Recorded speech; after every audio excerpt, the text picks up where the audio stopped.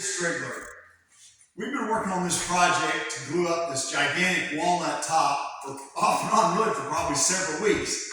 Today we came back and final sanded everything, and my last really big project was cutting a hole to undermount this sink underneath here. Of course, you know, it's kind of like all the guts and all the glory at the very end. If I slipped up on this, my only hope, I guess, was to maybe saw this back down and redo this center part.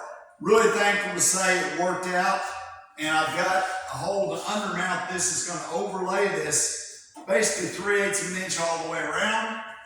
And the way that I did that is I took some poplar lumber and pocket screwed a jig together that this inside dimension was exactly the size of the hole that I wanted to end up with.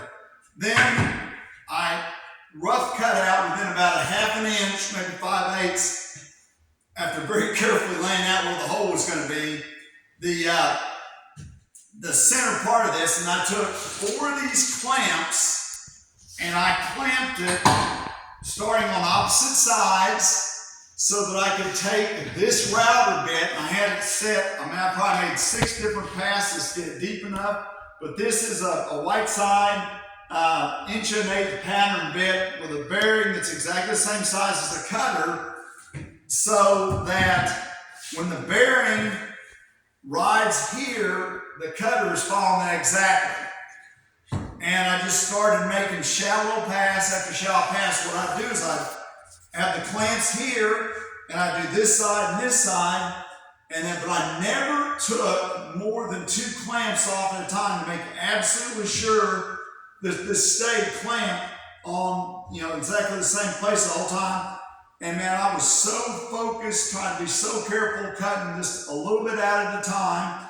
Now, I got a nice 5/8 radius because this is an 1.8" bit, so I want to get a 5/8 radius in the corner.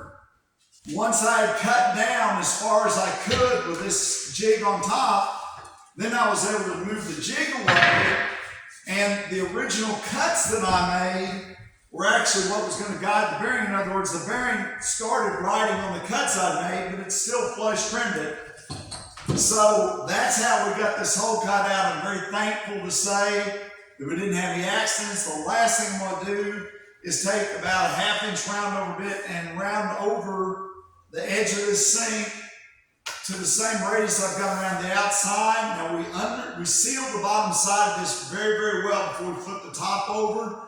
We've been sanding, we've been holding the light up to it to look really carefully.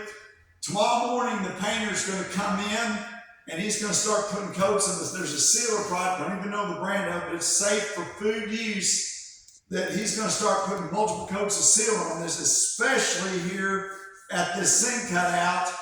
Then the plumber will come in, he'll drill the hole for the faucet. We're going to make sure we seal the inside of that too. And then they're going to be ready to start enjoying this beautiful walnut top.